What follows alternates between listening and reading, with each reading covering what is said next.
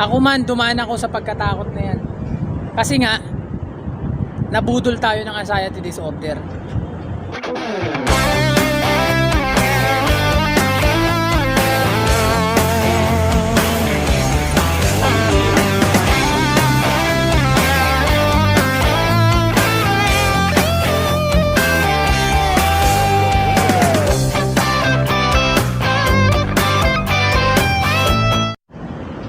Hello guys, magandang hapon. Kamusta kayo?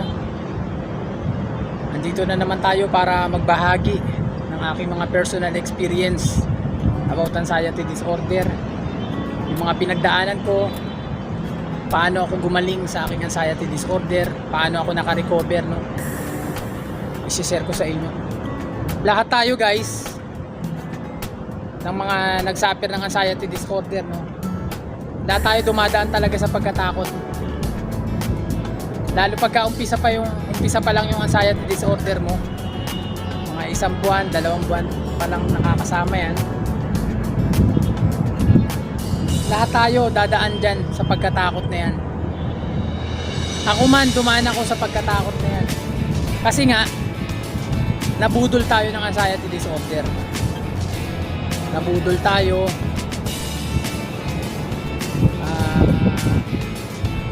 Nalinlang tayo, naloko tayo. Kasi yun yung power niya eh. Yung manlinlang, manloko. Ayun yung power niyan. Pero kapag nagkaroon ka na ng knowledge, nagkaroon ka na ng kaalaman na lahat ng ginagawa niya ay scam lang, lahat ng mga pangit na pakiramdam na nararamdaman mo ay scam lang, panlilinlang niya lang. Kapag nagkaroon ka na ng idea, baliwala na sa iyan. Kapag nasanay ka na sa mga pangit na pakiramdam na yan, kasi ang nangyayari kasi sa atin, first time natin naranasan yung mga pangit na pakiramdam na yan. First time, mga kabog ng dibdib, no? Yung ibang kabog ng dibdib, yung ibang pagkahilo, yung bigat ng ulo, yung panlalambot na kakaiba, no? Panginginig ng katawan, paninigas ng katawan. First time natin naranasan sa buhay natin, kaya nandun yung pagkatakot. Pero ang mangyayari sa niyan, araw-araw mo mararamdaman yan, yung mga pangit na pakiramdam na yan, hanggang sa masanay ka, hanggang sa babaliwalain mo na siya, tapos magkakaroon ka ng knowledge na hanggang dito lang pala siya, no? Wala naman pala akong malubhang sakit, sadyang nililin lang niya lang pala ako. Doon mo na mararanasan yung recovery mo. Pero kung nalilin lang ka niya ng lubusan, no? Palakasin mo yung sarili mo. Huwag kang papatalo sa kanya kung nalilin lang ka niya ng lubusan. Kung naging kung naging behavior mo na yung matakot, ibig sabihin nalilin lang ka niya ng lubusan. So para sa akin, no, ako na mismo yung nagsasabi na lahat ng yan panlilin lang niya lang, pambubudol niya lang. Kasi napaka mapanlin lang yan, anxiety disorder. Talagang paniniwalain ka sa isipan mo, papasukin niya na ganun yung nararamdaman mo. Matalino siya. So dapat maging mas matalino ka, na lagi mong isa sa isip na baliwala ka sa akin, talaga nililin lang mo to, hindi ito yung totally na nararamdaman ko. Palakasin mo yung sarili mo, physical, mental, emotional, higit sa lahat spiritual. Kapag lumakas yung spiritual na pananampalataya mo, baliwala sa iyo yan, mahaharap mo lahat. Kasi pagka mahina yung loob natin, hindi natin mahaharap yung mga natin, mga kinakatakutan kapag mahina yung loob natin. Again, sabi ko sa inyo, kaya ako gumaling, no? Hindi biglaan. It takes time talaga. Nadaan talaga sa mahabang proseso. Ginawa ko, talagang nilunod ko yung sarili ko sa ehersisyo. Talagang malaking tulong yung ehersisyo. Una, pinalakas ko muna yung loob ko eh. Nagdasal ako na nagdasal. Nanalangin ako ng nanalangin. Sinuko ko kay Lord yung lahat. Ay yung ginawa ko, nanalangin ako ng nanalangin.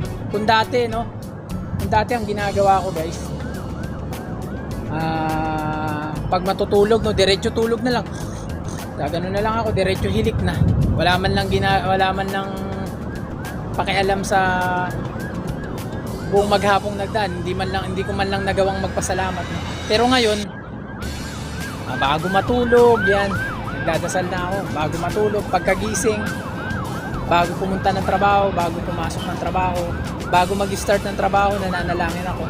Pagkatapos ng trabaho, nananalangin ako. Kasi yung pananalangin, malaking tulong. Pag taos puso kang nanalangin, guys, based on my experience, ito, sinasabi ko sa inyo yung totoo. Kapag taos puso ka nanalangin sa mahal na Panginoon, hindi mo nararamdaman. Unti-unti kanyang pinapasukan ng lakas ng loob. Kapag taos puso ka nanalangin. So, napaka-importante.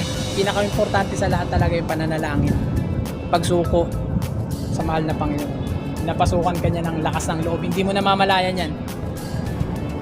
Kapag pinasukan ka na niya ng lakas ng loob, dun mo kasi magagawa lahat yan. Dun ka makakapag-exercise, dun mo maharap yung takot mo, dun ka makakalabas. Ayan yan. Kaya lagi ko sa inyong itinuturo, paulit-ulit yung tinuturo na lagi kayong manalangin ng taos puso.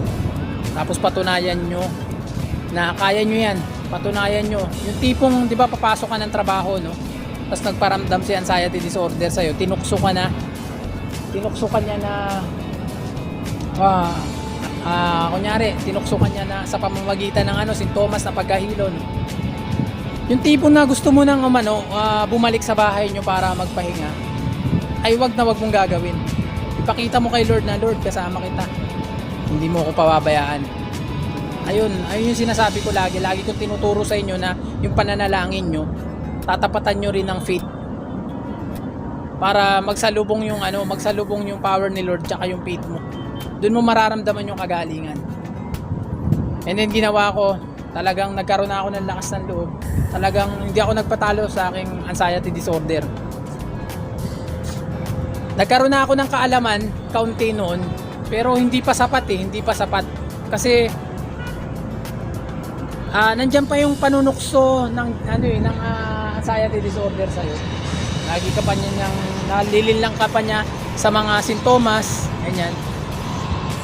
Nagdasal pa rin ako ng nagdasal, Lord. Ayun. Tulungan mo ako. Nalilinlang pa rin ako ng aking anxiety disorder. Hanggang sa unti-unti ko na nalaman lahat, nagkaroon ako ng kaalaman lahat. Yun na, tuloy-tuloy na yung recovery. Nilunod ko yung sarili ko sa exercise. Kumain ako ng masusustansya. Hanggang sa yung mga takot ko sa lahat ng pagkain. Kasi natakot ako sa pagkain Na yung mga takot ko na naharap ko. Mas wala na akong kinakatakutan na pagkain ngayon. Lahat naman na nakakain ko na. Lahat ng yan ay sa tulong ni Lord.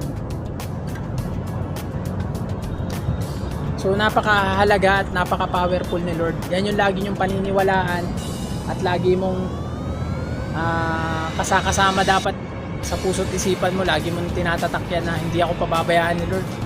Niligtas niya ako makailang ulit. Niligtas ako ni Lord ng makailang ulit. Hindi niya ako pababayaan. So yun lang, guys. Maraming salamat sa inyo, no. Pauwi na ako ng bahay. Katatapos lang ng aking duty. Ayan, nagbahagi lang ako ng konting kaalaman sa inyo. Update lang. So maraming salamat, guys. Lagi kayo magdadasal, guys. Yun yung pantapat natin. Maraming salamat. BGC Taguig. Ng BGC Taguig yan. Yan is Skyway. Thank you, guys.